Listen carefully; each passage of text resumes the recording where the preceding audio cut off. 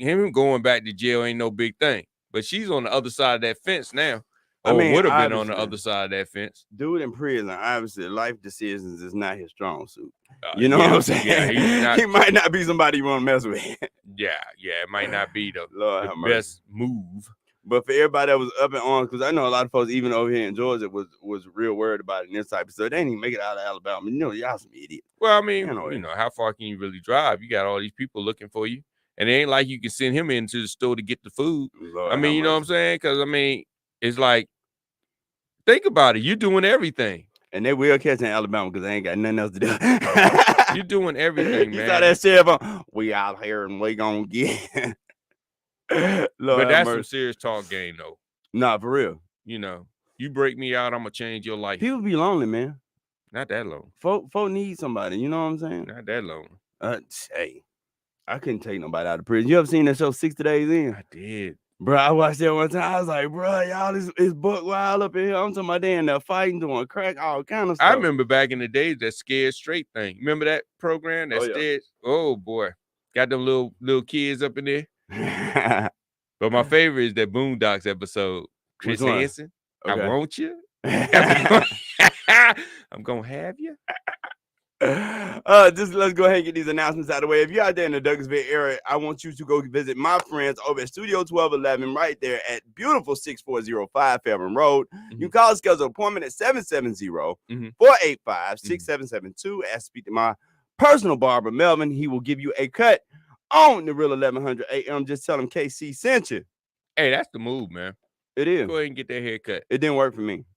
I told him KC sent me. He said, bro, if you don't get my money. Wow, but you be dropping them bills on him. Hey, you got to take care of you folks to take care of you, bro. Yeah. He keep me looking fly, I ain't gonna lie. Yeah. If you're out in the Smyrna area, I want you to go visit my friends over at Titans Fitness, world-class training facility with fitness programs, nutrition, personal trainers, and a brand new wellness and vitality center right there at 1834 South Cobb Industrial Boulevard, Smyrna, Georgia. You can visit them online at titans.net. Yeah. Have you seen some of those daggone videos they be showing people like doing flips while they lifting, the dumbbells, and they doing flips and other people that type of stuff, like bro, riding treadmills while they doing pull-ups. I be in the gym trying to get my stress off, bro. I ain't got time to be doing no acrobatics. Yeah, that's just accidents waiting to happen. I'm trying to tell you, bro, folk crazy. But what are we having our marketing moment for today? Oh, man, the marketing moment of the day is a good one, man. We're talking about shoot the messenger. Shoot the messenger. So here's how it goes. We all hear so much information out there, and there's so many people that are talking about this is what needs to be done. This is what you need to do to grow your business and so forth. But we don't vet or validate these messages. Okay. I was told as a young boy that whoever tells you something, what you need to do is figure out what's their angle first before you believe it. And a lot of times we got people saying that here's how you grow your business. You need to do this. You need to do that. You need to do, all these things. But you find out all they're doing is prescribing you what they do for a living. And it might not be good for your business. So let me show you how you can shoot the messenger, how you can vet this messenger. First of all, ask them, what is my business model? What do I do? What is my goals? Who do I target? And then based on that, if what they tell you makes sense, go with it. But if they don't know what you do, they don't know who you do it for, and they don't know how you benefit, how they going to tell you how to grow your business? Wow, that's true. I mean, hey, some of y'all go to the doctors and they just give you pills and don't ask what's wrong with you and y'all swallow them. But I'm not that kind of guy. So I need to know that my business enough to tell me how to grow my business. And they need to learn your business before they can start telling you what you need to do to grow it.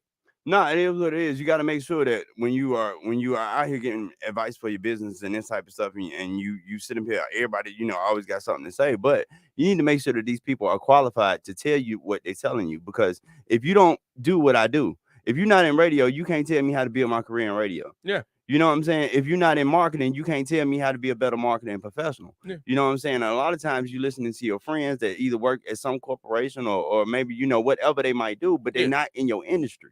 You know what I'm saying? No, we're not saying that you're not smart, But what I'm saying is you don't have the qualified experience to tell me how to do anything. Yeah, or you're listening to somebody who's giving a blanket statement to everybody. They're not even talking to you. They're talking to everybody. And you're saying, well, they said that this is what I need to do. Well, did they talk to you about your business? Facebook ads work, but not for everybody. That's true. Blogging works, but not for everybody. everybody. See what I'm saying? And you're like, well, they said da-da-da. Well, did they talk to you about your business, though? And you're like, no, they don't even know me. Well, how you know that it works for you? I've turned down business. Quickly. Sometimes, I look back and be like, I could have made that money, but I've turned down business. Like that just isn't going to work for what you're trying to do at this stage of your business. Oh yeah. I learned a long time ago. A lot of times when you take on business that you already know this person either don't have what it takes or you know this is not going to work. A lot of times what you end up doing, you think that you're making a little money here, but number one, you create misery in your life. And then number two, you become that person's excuse for failure. Yeah. It was like, man, I could have just made it if I hadn't messed with Jeff now. Yeah. You know what I'm saying? So a lot of times, that's why I say shoot the messenger, vet them. When I mean shoot, vet them, ask them questions, grill them to see if they know what they're talking about to tell you what you need to do. So don't just take it at face value and say, hey, this person, because a lot of them will say, well, I've helped all these other companies. But to be honest, if those companies aren't relevant to what you're doing, it doesn't matter. I've worked with companies that are big name, well-known household name companies. But if you're a small business, the strategies I'm going to give them will not work for your business because the resources they have to implement are a lot more than what you have. And it's a different animal, total different animal. Wow. You seem serious today. I'm serious today, bro. You seem like you came to I came to work. You came to work today. It's like you're fired up a little bit today. Yeah. First of all, I don't have to work with all these cameras all the time and do all this prepping. Nah, man, I love the energy. You seem like such a professional today. Most of the time you come in here all grumpy. Because you got me doing everything, man. I mean, you got you doing everything. Last time I was cleaning the toilets, I had to clean the toilets, then come up in here and work and you have to vacuum. Work your way up the ladder, Joe. I'm just saying. You got to start from the bottom, work your way up. I need just rich inheritance. They say household corporations do not have a plan for peace in their pursuit of happiness. Dr. Jennoa Graham said that. Did she? Joining us to the program today to explain what she's talking about. She is a doctor of business. Yeah, finance. She works in the corporate world, deals with millions and millions of dollars. What compliance is? You don't even know what compliance is, do you? I know what it is. I don't practice compliance, but I do know it. I personally don't comply. Man, how about that? I was told that I was instructed not to comply. But joining us to the program, and we're so happy to have her today, Miss Jennoa Graham.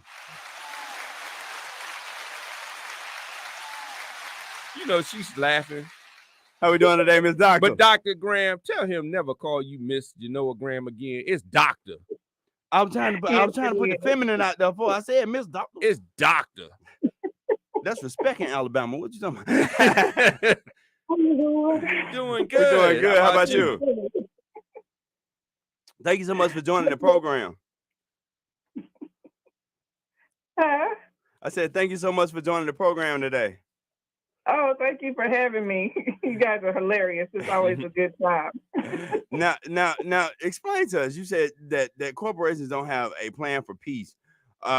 Explain that in the pursuit of happiness. Do you mean that from a employee perspective or from an ownership perspective? What do you mean by that statement?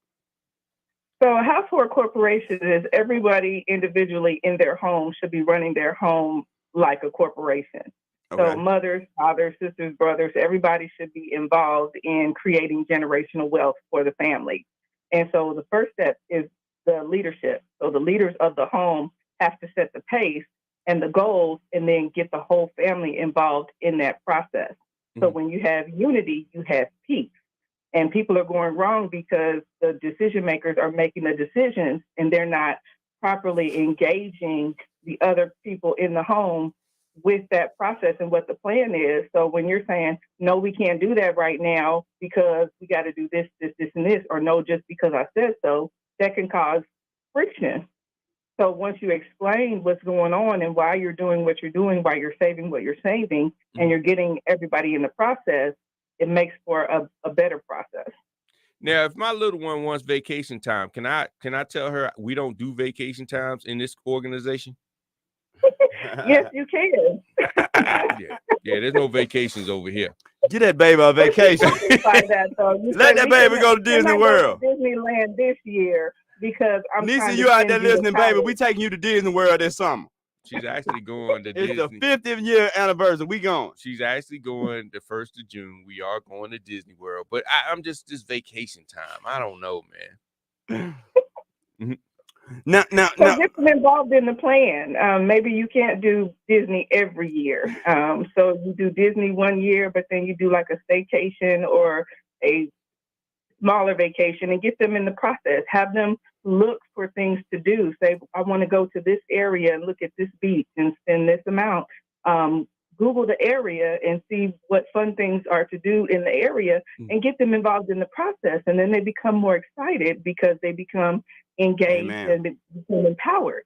Dr. Graham, I want to ask you a question. So for all the men in the house, I want to ask you a question, how we're going to run this as a corporation. So when the ladies are out there shopping, can we have you come in as a consultant, sit on the board, we bring them in and we're like, look, we need to talk about these finances and your spending.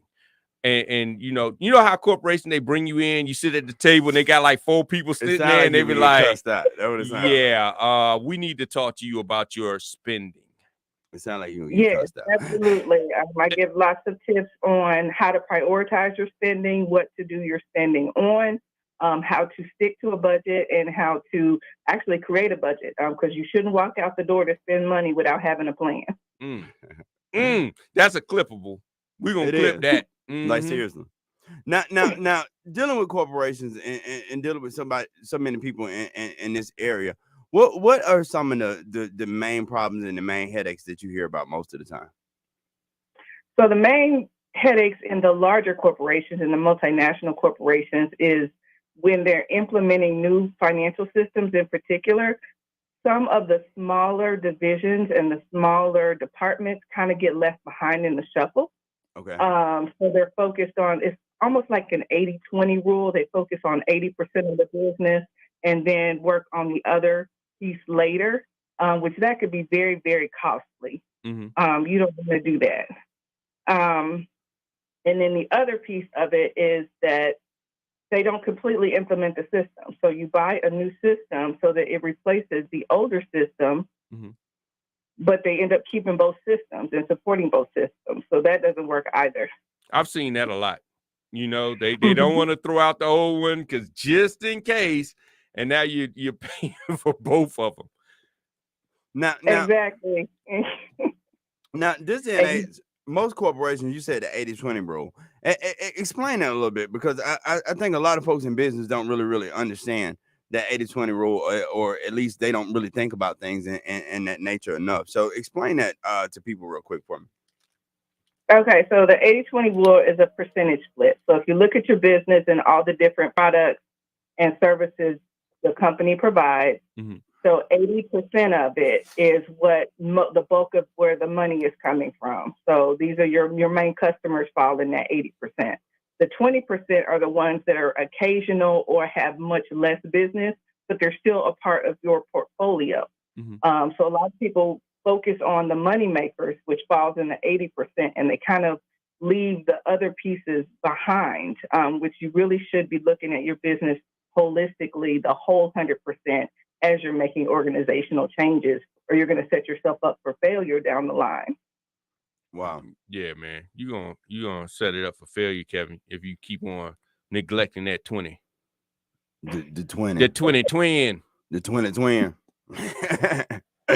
But so when you start working with some clients, what are some of the things that you kind of help clients with?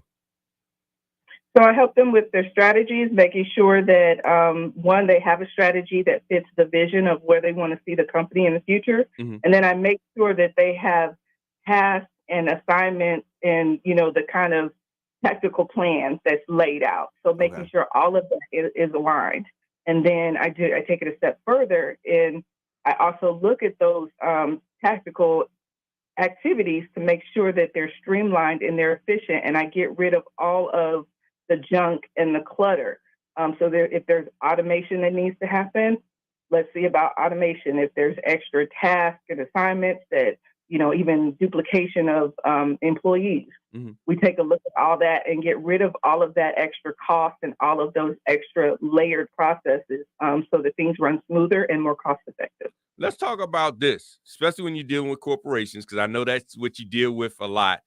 How do you work with the different buckets of budget? Because each department will have its bucket of budget, right? And they all fighting for their budgets and their initiatives. How do you work with navigating through, hey, this is what we have for this? And, a lot of times they like to cross budgets. Like they'll want something and you need to call this person over here and get it out of their bucket because we're not going to spend on it. How do you work with corporations like that? Because it's different with an entrepreneur or small business where it's all out of one bucket. But when you're dealing with multiple buckets, they fight like brother and sister. They do. And in those cases, I work directly with the decision makers who are in charge of those budgets. And I get them together for a stakeholders meeting. And then it's all about negotiation and compromise. So you talk about the main things according to the organizational vision, and then you prioritize what needs to happen based on those parameters.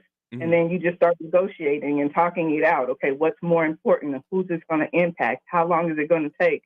How much is it going to cost? And then you just start shifting the money as it needs to go. And if you have to borrow from another department, then do that. So you just basically tell them you need to give up all this money because you're not using it efficiently anyway. And you over here, we're going to spend on you this week. Damn. We need to talk about shifting our budget. Yeah, I need to stop paying you and put the money in my pocket. But so a lot of us out here, we got big dreams and we got big aspirations. And a lot of people, they look at the giants like Home Depot and McDonald's, and a lot of these large corporations that's been around for almost 100 years. How do you start to build a corporation like that? Or how do you start to become something like that? One customer at a time. So the key is delegation. So if you're trying to build a company that crosses multiple states, multiple divisions, you really have to put yourself around wise counsel. And you also have to put yourself around good people who have the heart of the goal that you're trying to meet and get them to work with you. And then those people eventually either become your board, your cohort, or your employees. And then that's how you grow. And then once you get to a certain point, you have a team dedicated, your sales team, your product development team, whatever that case is, you start organically growing it, focusing on getting money and business into the business, but then also getting the support team foundationally there to have the processes to sustain it. Because there's no sense in getting $1 million contract and you can't fill it. That makes no sense. That's true. That's true. Yeah. Now, what are some other pitfalls that you need to be looking at? Because a lot of times with these corporations, you're talking about huge budgets, you're talking about lots of employees and this type of stuff.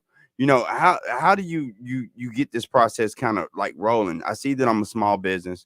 I see that we got a steady customer base. It looks like we can take this 100 and grow this if we push nationally to maybe 1,000 or 10,000 customers and this type of stuff.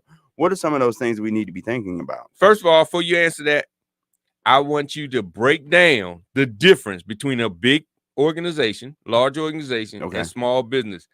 Large organizations have use or lose budget. Small organizations got lose or lose budget. I'm just saying, I wanted to break that down because a lot of times we think that we're operating like these large companies. I understand it's a difference. They've got use or lose, but it's a different way of moving. So I will let an expert say it versus myself, which everybody think I'm a hater when I say it, but I'll let an expert tell you. Go ahead, expert. So the difference between a larger organization and a smaller organization is literally the number of families that you're feeding. So if you have an employee base in the thousands, you're considered a large corporation. If you've got maybe 100 employees, that might be a mid-size. But if it's just you and your spouse and maybe a cousin or two, your small business. Say if you the CEO, if you the tax person, if you the marketing person, if you the chicken cooker. Yeah. And they've got money that's you might not be a corporation yet. They've got money that's invested in them and these large organizations, and they've got to use it by the end of the quarter. And see, a lot of times that's the part I think people don't understand. A lot of these corporations, they ain't got to make profits like that. Yeah. And they can have 3 or 4 bad years because most of their money at this point being made in the stock market. And as long as they're doing good to their shareholders and you know, being right by them, then they good to go. Yeah. So but you every dollar come in, you got to make that convert to something else. And it's one of those things, if you up here looking like I need to be like this larger organization, you know, like Amazon or like Home Depot or so forth, and you're spending, well, they're spending all this money on ad spend. Well, they have to spend it. It's use or lose money. You spend it, it's your rent money. I know, right? And that goes back to counting up the cost. So the Word of God talks about counting up the cost. So you have to count up how many employees you have, how much you have to pay them, how much the benefits. So you have to have income coming in to support your support system, as well as reaching out there to gain market share. So you have to balance that. And the larger you are, the more resources that you have. And then it's a little easier to get more shareholders, to get more investors, because you have that reputation.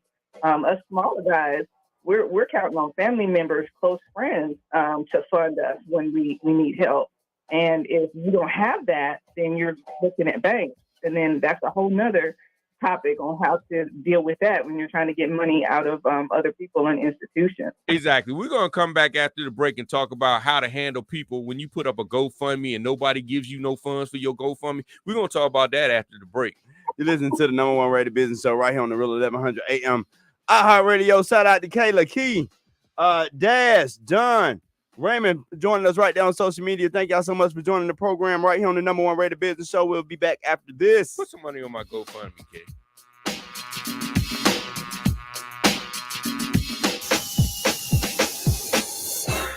At Align for Life, we work with attorneys across the entire metro area. We are a portal of entry provider, meaning we can ensure your client is triaged accordingly and coordinate all aspects of your client's chiropractic and medical care from start to finish, including referrals to medical doctors, specialists, and imaging. This is Dr. Fowler. Your injury clients deserve the best: transportation, extended hours, and compliance monitoring. We understand your needs. Refer your injury and accident victims right now by calling us at 404-383-1110 or visit us at yourfinespine.com. Transportation is provided via Uber, and we are open late so your clients can come in after work. Auto accidents, wellness care, slip and fall. We take care of it all. How do you define strength? Is it physical? Or is it mental? Maybe it's both.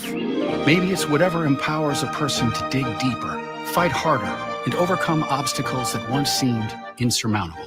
Discover how much stronger and more confident your children can be. Encourage them to participate in a sport when they go to high school. This message presented by the Georgia High School Association and the Georgia Athletic Directors Association. Hey folks, just a quick reminder that no matter the time of the day and no matter what day of the week, East Coast, West Coast, all points in between, we are always on. So go to your app store and download the Real 1100 app and listen wherever and whenever. The Real. What's up, y'all? We are the Working Twins. You're listening to the #1 rated business show on the Real 1100 AM. The whole time showing out. And we are back right here on the #1 rated business show. Real 1100 AM iHeartRadio, taking in all over the world. It's the Rockstar KC and Mr. Marketology. And why you dance all the time? Every time you gotta have some energy, Jeff. Bounce. You gotta have some energy, man. Try it one time, Jeff. Move one good time. I am a grown. Give me some music. Let Jeff move. Get Jeff a little movement music. There you go. Get it in, bro. How that make you feel? How that make you feel? Hey, I'm a grown ass man. That make you feel good on the Tuesday, though. Man. Dr. Graham, it's so good to have you back. Thank you so much for hanging in there with us. You got to turn up sometime, okay? You gonna we mess talked around. about that yesterday. You gonna mess around. It is important. You gonna slip a disc. I'm just saying it is Yeah, important. throw We your talked hip out. about that with author Ethan King. He said entertainment was a part of the simple acronym. Yep, it was. The turn up is You important. slip a disc though, throw a hip Dr. out. Graham, what do you do to turn up? Let's see. What do you do to turn up, Dr. Graham? I'm a church girl. I'm a born again believer, so I'm in church anytime I'm hanging with my church people. I'm good. Heaven's Harvest Ministry, shout out. We can turn up with the Lord if we need to. Some churches be turned. Don't get me wrong, bro. I leave that to y'all. They do. You remember the first time you was in church and you saw somebody catch the Holy Ghost and run down the aisle? I thought they were having seeds, Brian. You was like, oh, hold up. And they ran down the aisle and you were like, and your mom be like, you better not show out. You better just sit there and look. That is that old school Baptist church. Like, that's good Southern Baptist. Yeah, that's good, man. Them big hats. Yeah, man. But back to the good doctor turning up in church. And in corporations. So when we left over the break, we were talking about these budgets and this type of stuff, and understanding where you kind of fall as far as a business. Small businesses kind of drop off right here, you know what I'm saying, at this point, mid-size, and then corporations and this type of thing. So looking at the corporate landscape of the world and this type of stuff, another big thing that always comes up, and another big thing that people get so pissed about is that you have these companies like Amazon. You had these companies like Home Depot, Apple, $1 trillion companies. I mean, no, $2 trillion company, but barely pay any taxes. Walk us through that a little bit, or kind of explain it to folks a little bit. Hit because me in the side right there. I know, because I got to write a big check my damn self. I'm like, Joe, don't call me with that, bruh. But now explain that to folks a little bit, because I'm a little tired of hearing it, and the argument gets so old. You know what I'm saying? Well, they don't pay taxes. They don't pay taxes. Explain that to people. So you have to understand the tax law. And if you don't understand it, you need to get a tax lawyer or a CPA or a person that, specializes in taxes, like myself. So at the end of the day, what you make, you take what you make minus all your expenses, and that becomes part of your net income. Well, if you almost spend just as much as you make, then that makes that number smaller. There's also tax shelters and tax benefits that, depending on the type of business that you're in, you may qualify for. But you won't know those unless you talk to a tax expert in your field. And don't talk to your barber. Your barber don't know taxes. I know that's right. Like the man's supposed to be able to give you marriage advice, parenting advice, business advice. But no, it's one of those type of things, because it's so funny, the differences in business. You know what I'm saying? Because of the simple fact, a lot of times with corporations, just to get the tax break, we might lose money this year. You know what I'm saying? Maybe we don't want to put out all these products. Maybe we don't want to make another $1 billion this year. It's more beneficial to us save money, not have to pay the taxes on it. You know what I'm saying? And ride that over into our next quarter or into our next year. You know what I'm saying? True. So it's so funny, and being around tax time, I just think that's because so many folks, they get upset and they want to pitch a fit and complain, but they don't realize you can do the same thing. You can go right down there to the Secretary of State, sign up as an S corporation, you get them same benefits as Home Depot or anybody else. Yeah. Now you got to do the paperwork like Home Depot do it.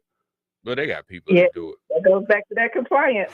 Yep. I'm trying to tell you, because that paperwork ain't no joke. It ain't like an LLC. You ain't got to do nothing for that. You just got to pay. But when it comes to corporation, you got to have minutes and notes and meetings and all that other stuff. Let's talk about that dirty word, doctor. Compliance. Oh, that's such a dirty word. I know, right? Comply. Tell us about compliance and how that works. So compliance usually goes along with reporting. So you have to be reporting how you're doing and what you're doing and reporting it truthfully. And depending on the business that you're in, there is compliance laws, whether it be tax laws or regulatory laws, where they are standardizing how people do business and report what they're doing. And so there's forms you have to fill out, there's papers that you have to turn in, there's different things depending on the compliance metrics. And you just do that to the best of your ability. And as long as you turn it in on time, just like we all know, April 15th is the tax deadline. You missed that tax deadline. I thought it was June 15th. Yes. I thought it was June 15th again this year. We ain't gonna get that little extra time. You're under new management. Don't wait till the last minute. There's something that you should be working on throughout the year. You should have a team dedicated to it, or at least one person who is looking up the new laws, because new laws come out every year, several times a year. You need to have somebody who is researching that and making sure that you're up to date, because you can't say that you didn't know when the law is made available. You know that don't work. Ignorance of the law does not get you out of it, bro.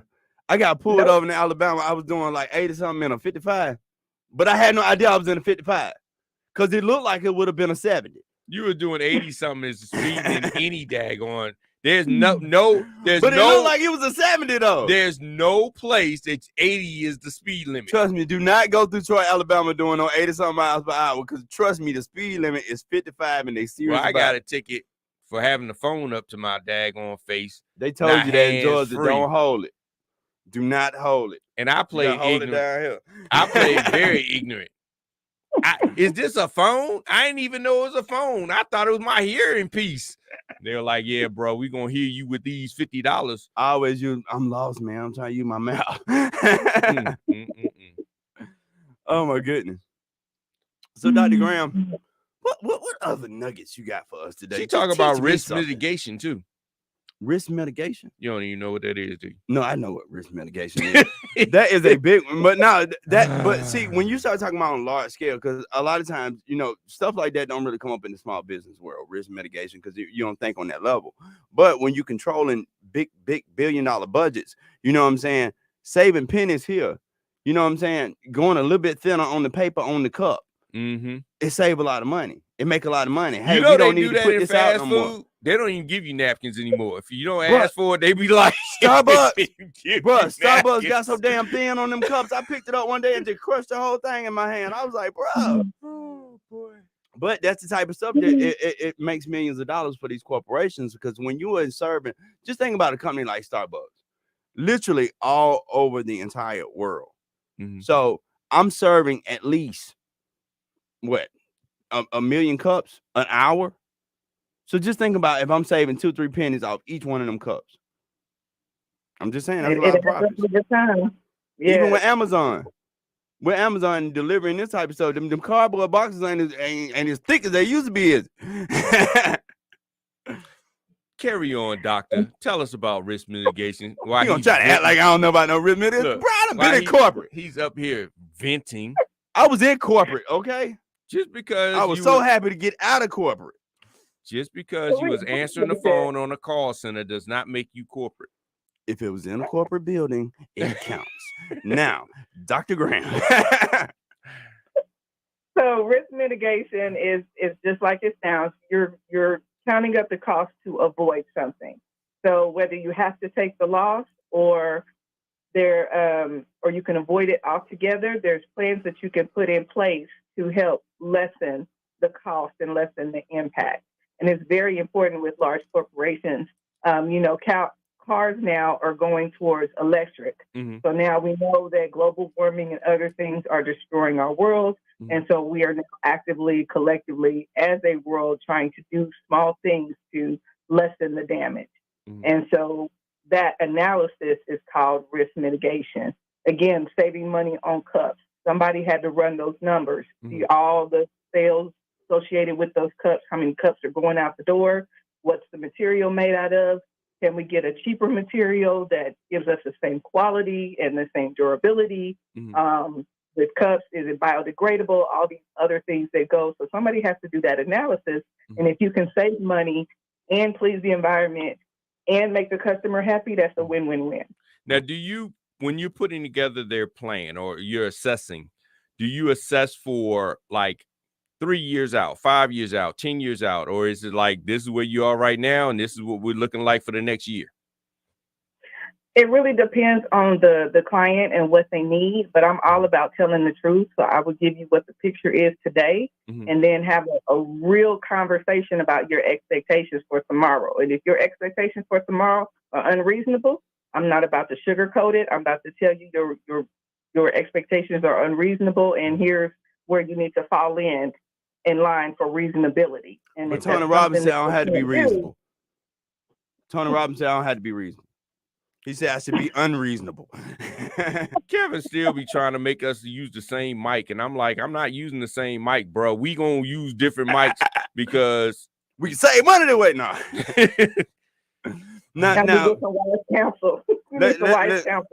I'm gonna put you to the test. Let's say we own a t-shirt company. You knew it was coming. And we wanted to take this t-shirt company and make it a large corporation and serve a national audience, starting from nothing. What's the plan? The plan is to take one division of your t-shirt company, find the best products that you can afford, find the customers that will buy your product, and get a process that is efficient and cost-effective down for this one division, this one location. Say you start in Atlanta. Okay. Once you get that working great and you are consistently showing a profit, then you talk to partnerships or other people or start taking the steps to expand to either another city or another state or even another country if that's what you choose. But you have to get what you're currently working almost to perfection before you expand. Because if you're not making money on what you're doing now, all you're going to do is just lose money as you try to expand. That's some good advice. Well, let's talk about the global scale, because now we're on a global market. I mean, and you got to expand locally, nationally, and now globally. How does that differ now? We're on a different playing field. Well, the benefit now is because we have Zoom and other more virtual tools that we did before. Because before, 30, 40 years ago, longer than that, you actually had to get on a plane and go talk to somebody and make a friend over there. And so that's a whole culture shock, a whole new learning experience. Well, now you can, do research and make virtual relationships before you have to get over there. But those relationships are very important. Just like, say, with McDonald's, if you've ever gone to another country like Europe or Paris, the McDonald's menu and even the ingredients are different than in the U.S. The U.S., we have a lot more non-food ingredients that other countries don't allow. So you just have to understand what that is and what those costs are associated, because you may not be able to use the cheapest materials in those other countries. You might have to use natural materials or even more expensive materials. So you have to count up the cost to make sure that it's worth it. Otherwise, you're setting yourself up for failure. That's such a good point that you make, because it's funny. I think it's a story of Disney CEO Bob Iger. You know what I'm saying? Because as he was coming up and all this type of stuff, and he perfected, I think it was Disney theme parks and this type of thing. Yeah, it's different. And then he was on this streak to where he just couldn't lose. And then he went over to England trying to build one over there in Paris, and they hated it because he did not understand their culture. And he didn't understand that, hey, these Europeans don't want what Americans want. You know what I'm saying? You need to cater to Europeans. So that is so true when you start talking about international business. Yeah. Robert? Kiyosaki? Not personally, but he ain't called me back yet. Oh, man. But no, what are some things that we should think about before we start to look at doing business on a global scale? Because I gotta be honest with you, I'm a big proponent of, you don't have to sit up here and fight all this competition right here in Atlanta. You can go anywhere and do business at this point. And so much stuff now has become digital, and our reach and our connection and all this type of stuff. You can literally do business anywhere in the world. And it's a lot of other countries that I'm looking at. It's a lot of opportunity over there. But it's like, what's the process? What's to get started? What's the jump in point? So the jump in point is relationships. Okay. So you need to do your research on the culture. You need to make a relationship over there, either with a company that's already doing what you're wanting to do, and just form a partnership or a joint venture. You could also talk to government agencies. There are government agencies like NGOs who specialize in helping different countries come together to share their businesses and share their practices, so they can help you. So there's a lot of legwork. You can't just do business in another country. Yeah, you can't just really go out there and put it on the web. I just can't jump off the plane and just hand a bird, I'm here. Nah, you might mess around. Give us some money. Mess around and won't get back because your customs aren't straight. Have y'all seen what's going on over there, man? That's crazy. Yeah. So another thing to consider when you're doing work overseas, especially if you have a replicable product like a manufacturing, you really have to be careful and protect yourself and make sure that your product, especially if you have like a widget or something that you're making, is actually patented and patented at the international level. Oh, I've heard a lot of horror stories about people wanting something to be made in China or in another country because it was cheaper. Well, they send their plans over there to be made, and they never hear from that person again. wow. And then the next thing you know, that other country has that product, and they're making it on their own without the owner's approval. So you really have to do your due diligence and get everything protected and lined up and be compliant, or you'll get taken advantage of. And there's no suing in global court. I know, and that's such a real thing because that's one of the biggest things with the Apple iPhone. You know what I'm saying? Because a lot of it was or is manufactured over in China, and they were stealing a lot of the internal designs and this type of stuff, putting them in those Chinese phones and stuff like that. And that's something that has happened over and over to a lot of Americans that have invented products and this type of thing. And then next thing you know, they send it over there to have it mass produced, and then it's out in the Chinese market. But what do you do in that situation? Because even with following. Yes. But even with an international patent, it's not even logical. Well, I ain't gonna say it's not logical, but it's not easy to sue somebody in the world court, though, right? It's not. But if you have your international patents and you have all of your compliance boxes checked, it's easier to be protected. And then those corporations and those NGOs that I was talking about, those organizations that are set up to help different countries work together, they will step in on your behalf. If you've done everything that you're supposed to do and you're still getting taken advantage of, there's help for you. You just have to find it. I know some help. I got a cousin, Guido and Pookie. And cousin Guido and Pookie, we can ride over there and handle the business. I'm just saying, bro. But no, it's the main thing I'm hearing is this, though. But the main thing I'm hearing is this: is do your paperwork. Make sure that you got your paperwork in order. And a lot of times, that's what we as business owners, and I think every business owner in the world, we've all been guilty of it. Falling behind on paperwork. I've seen so many entrepreneurs. You go in their office, man, I got to get all these forms filled out by tomorrow. I got to do all this for my taxes and this type of stuff. Staying on top of that, man, there's grants out there, there's loans out there, there's so much stuff, advantages to having that paperwork in line. It is. And I'm not the best in the world at doing it myself. Me neither. I'm not gonna say. I'm not gonna say. Get an assistant. I know. Get an executive liaison. Yes. I need a Dr. Graham in my life. So, Dr. Graham, tell us a little bit. Are you married and got kids, or first of all, we're not even gonna get on that. Let's talk. We trying to talk, bro. We trying to get to know Dr. Graham. So you married? You got kids, or? I have an adult son. Wow. Okay. You read all about him in my book, Standardizing, The Refinement of My Life. It's a memoir that I wrote about the first 30 so years of my life, from my earliest memories. You embarrassed your son in that book. You embarrassed your son in that book. Yeah. I remember when you used to do this. I know, right? Oh my goodness. Because we all do stupid stuff as kids. All of us done something. Some of us done it twice. So we want to talk about one last time finances.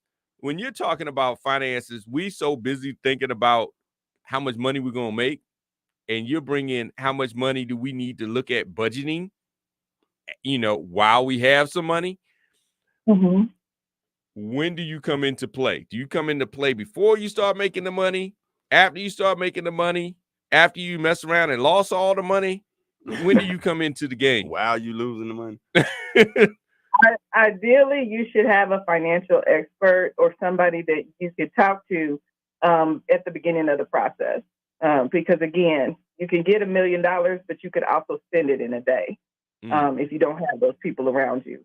So you don't want that. But anytime in the process when you feel like you're in trouble, or you feel like you just need financial guidance, you should have a person that you should be able to talk to that's actually certified and has shown themselves through in the area. Yeah, that's true. I love when she say somebody is actually certified. Now, that is one last question I do want to ask before we get out here, because a lot of us or a lot of people out there are just, starting to get into that season where they starting to profit. They starting to see, a bigger future in this type of stuff. How do you look at or how do you pick a financial planner? And the reason why I asked you that, a lot of times, them having that specific knowledge about your industry, what I'm saying, can help them better help you make financial decisions and this type of stuff. Because if you don't know the cycles in my business, you don't know how it run and this type of stuff, a lot of times, even though it might be good financial advice, it might not be good for me. So how do we find somebody to help us with our finances? So there's two types of finance people to help you make the money, and then finance people to help you keep the money. Okay. So you have to decide what help you're trying to do. Mm-hmm. Me, myself, I show you how to keep it. Because you should be saving, you should be generating generational wealth. Everybody's not a risk taker. Everybody's not trying to be in the stock market. Everybody's not trying to do investments, and that's okay. There's other ways to make money and save money. But it's all about relationships. Your finance person should be focused on your goals and what you're trying to do, and not pad their commission and not pad their pocket. Wow. Hey, I like this idea here for all y'all that have spouses and people in your pockets. You need a Dr. Graham on your team and be like, you want me to spend what? Call Dr. Graham, see if it's in our budget. You're gonna get somebody divorced, Joe. I'm already. I'm telling you, man. We need this in our life, bro. No, seriously, you definitely got to be serious. People don't realize everybody gonna make over $1 million in their life. It's what you do with it, how much of it you keep. You know what I'm saying? Mm-hmm. That's what really matters. And when you deal with people that understand money, they can show you how to grow any amount. You know what I'm saying? People think it takes, I got to get that $1 million check to become a millionaire. No, the hell you don't. You really don't. You just got to be able to save and invest so much of your money, be consistent with it, and be diligent about it. And then before you know it, I mean, hell, even if you're working at McDonald's, within about 5-10 years, you can have millions of dollars. That's like true. Seriously. Talk to us about the doc. I gotta feel good money. People always like, I gotta go out and spend this money because I just need to feel good. Oh yeah, you're gonna feel bad as hell when you're broke though. There's nothing to spending what you earn because you deserve it. You just have to be realistic. Are you able to just go out to a movie or treat yourself to a nice dinner, or do you have to go buy a $900 purse, or do you have to go out of the country? Let's in your budget. Let's cover that real quick for a second when we come back. Let me hold you over the break one more time. It's the #1 rated business show right here on the Real 1100 AM iHeartRadio, taking in all over the world. It's the Rockstar KC and Mr. Marketology, and we'll be right back after this.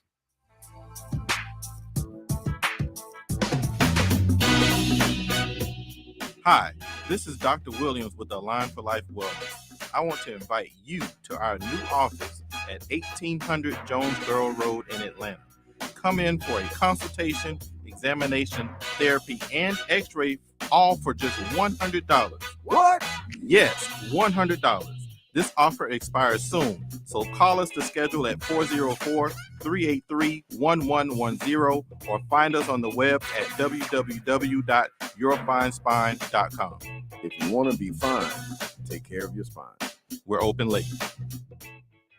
And now an important message from Steve Harvey. This pandemic isn't over yet. We got the vaccines. I got mine. You might have yours. But listen to this. Don't think just because you got the vaccine that you can just go crazy. Follow the current safety guidelines. I know the mask is hot, but you know what's hotter than these masks? Staying healthy. That's pretty fly, if you ask me. Let's unite to prevent. For more information, visit unitetoprevent.org. Attention, radio station listener. This might make you say, oh my God. Get this station and 1,500 live stations plus a custom station you can create all in one right now. Download the free app now at iHeartRadio.com. Oh my God. I am Danny Parks, and you're listening to the #1 business show with Casey Pride.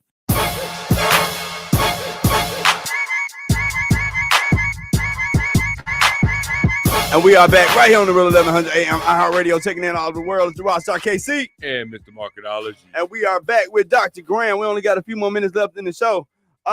Before we got out of here, and I think this is a very, very important point to hit. Talking about the reward. because a lot of times as entrepreneurs, we work so hard.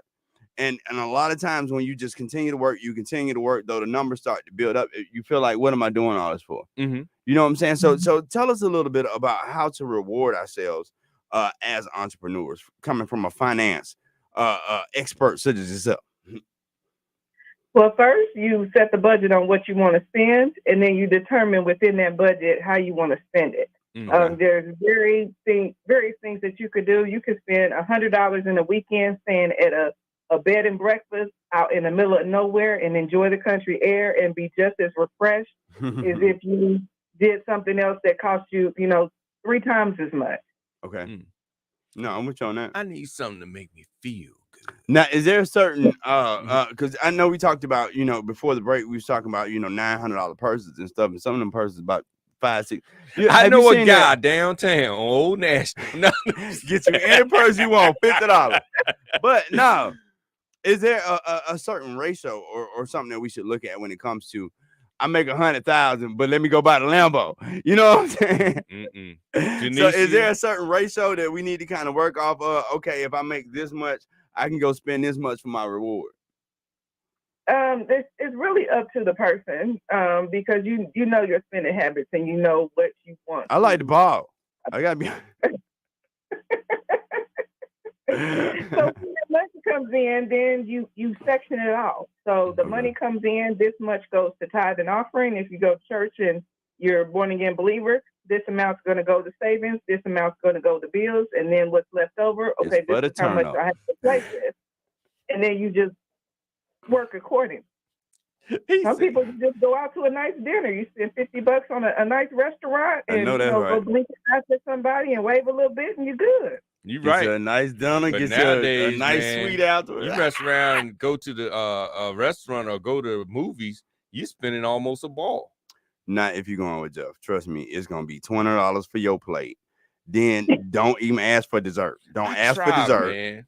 Then you can't get but one alcoholic drink. I'm doing that for your health. If you don't get the alcoholic drink, then he'll let you get the dessert. I'm doing that for your health. I'm a health conscious, Kevin. So you go out with me, we're gonna bow. Trust me. We're gonna have a good time. We're gonna be broke when we get finished. Or another option is you find the meal that you want and then you buy the ingredients and learn how to make it yourself at home, and it'll even taste better. That's what I do. See? That's an old pimp move right there. You don't know nothing about that. I don't know nothing about that. Dr. Graham, if anybody want to get in contact with you, if anybody wants to follow you to get some of your services, how can folks get in contact with you and reach out to you? The best way is to look me up online. It's www.drgnp.com. You'll find a link to be able to email me. You'll also find my phone number. And there's also a link about all the events and everything that I'm involved in. All right. That's what's up, man. That's what's up. We got to get our budget right. One more time. What's your social media one more time so everybody can follow you on social media and keep up with this wonderful life that you got going on? www.drgnp.com. All right. And if you're on LinkedIn, you got to put the PhD behind her name. So you got to put some respect on her name. If you're well, if you look her up, you got to put the doctor in the front and the PhD in the back because it's just not going to come up. Thank you so much, Dr. Grant, one more time for being a guest right here on the #1 rated business show. Thank you for having me. It has been another ride here on the It's been a #1 great Tuesday, man. Yeah, it's been a Tuesday, but we got through it, bro. No, it was a good show today. Yeah. I think if you ain't learned something today, you weren't listening. Yeah, I got to be honest with you. It was a great show today. So, thank y'all to the #1 rated audience for staying tuned. Right here on the Real 1100 AM. We'll be back tomorrow, 10 a.m. We got a great show. I think it's Miss Danny Paws coming in tomorrow. Oh, and she probably got some words for you because you've been talking reckless. I don't talk reckless. I talk cash. She got words for you tomorrow. Nah, we're gonna have a good time. We're gonna talk about charity. We're gonna talk about mental health and all this type of stuff. So it's gonna be a great conversation with Miss Danny Parks right here live in the studio, right here on the Real 1100 AM iHeartRadio. Thank y'all so much.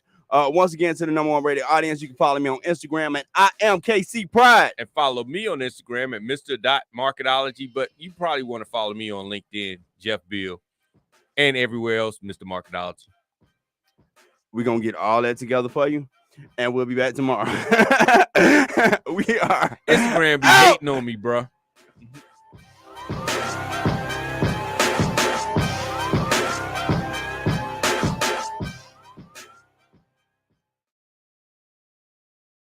Wednesday